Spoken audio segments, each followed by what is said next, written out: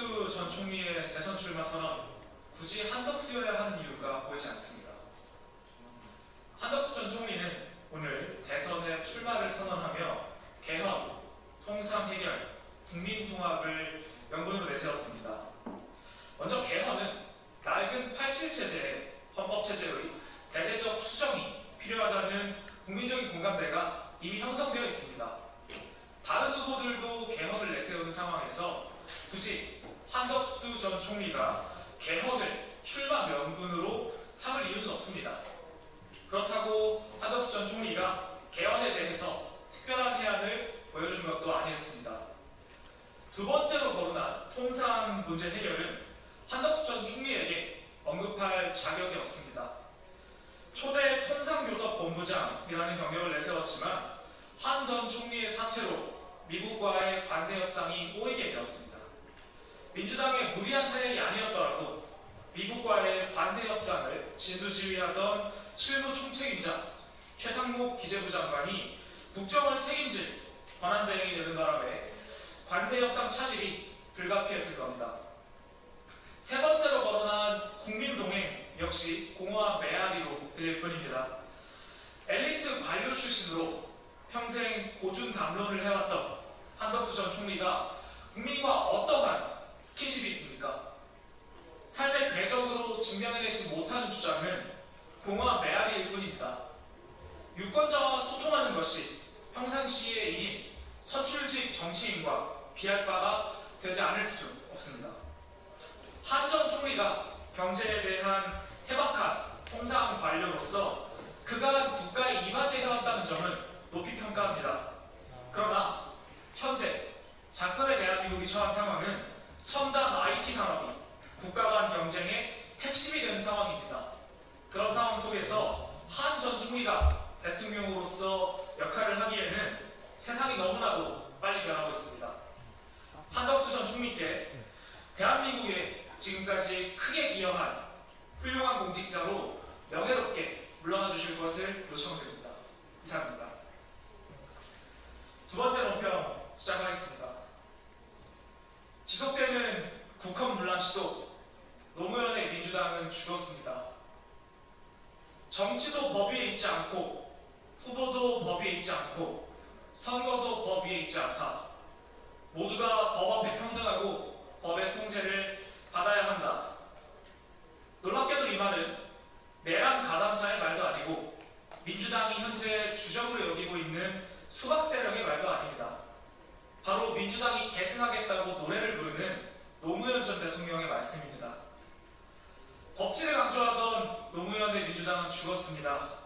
작금의 민주당은 진보냐 보수냐를 떠나 아예 법치주의 자체를 부정하는 집단일 뿐입니다. 어제 있었던 민주당 국회의원들의 망언은 그 반헌법적인 본색을 고스란히 드러냈습니다. 김병기 의원은 한 달만 기다려라 라는 말로 사법부를 대놓고 협박했고, 정청래 의원은 사법 쿠데타라는 표현으로 사법부의 권위를 정면으로 부정했습니다. 박용진 전 의원마저 대법원의 정상적인 판결을 블랙스완이라며 왜곡했습니다. 양문석 의원은 최강욱 전 의원의 글을 인용하면서 재판관 탄핵, 공직선거법 폐지, 형사재판 면책특권, 대법관 탄핵까지 주장했습니다. 개인의 범죄를 비호하기 위해 헌정질서를 송두리째 흔들겠다는 위헌 토탈 패키지를 내놓은 셈입니다. 독재정당을 자처하는 민주당이 벌인 법치는 결코 가벼운 것이 아닙니다. 법치는 정당 정치의 근간이자 민주주의의 마지막 방파제입니다. 개혁신당은 노무현 전 대통령이 강조했던 그 법치의 가치, 민주당이 스스로 포기한 그 가치를 지키기 위해 가장 치열하게 싸우고 있습니다. 마지막 논평 브리핑하겠습니다. 보복성 탄핵도박 민주당, 국정을 건 위험한 게임을 멈춰라. 지난 1일 민주당은 대법원이 이재명의 공직선거법 위반 사건을 파기환송하자마자 이에 대한 노골적인 보복으로 심우정 검찰총장과 최상목 기획재정부 장관에 대한 탄핵소추안을 전격 처리했습니다. 오후 5시 의총에서 탄핵 주장이 나오고 3시간 만에 법사위를 열어 반대 토론 없이 민주당 의원들만 찬성 거수로 보고서를 채택했습니다. 본회의에서는 신 총장에 대한 탄핵소추안이 통과됐고 최 장관은 무기명 필요를 도중 자진 사퇴했습니다. 민주당이 국회 원력을 이용해 얼마나 신속하고 잔인하게 정적을 제거하려 드는지, 국가기관을 어떻게 무력화할 수 있는지를 여실히 보여줬습니다.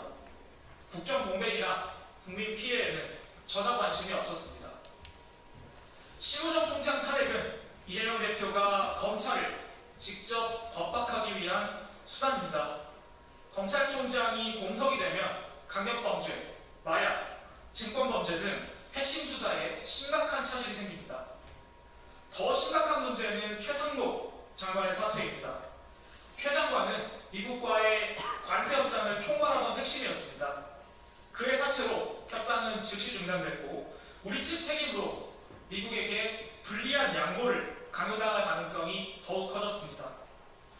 며칠 전까지 정치 보복은 없다고 말하던 이재명 대표는 대법원 판결이 나자마자 국정을 겨냥한 보복 정치를 실행에 옮겼습니다. 민주당의 탄핵 정치는 단순한 정쟁을 넘어 국민 안전과 국가 경제를 볼모로 삼은 도박에 불과합니다. 국민들은 보복으로 국정을 마비시키는 세력을 반드시 심판할 것입니다. 민주당이 하루빨리 개인적인 상황을 벗고 공당으로서의 최소한의 이성을 되찾길 바랍니다. 이상입니다.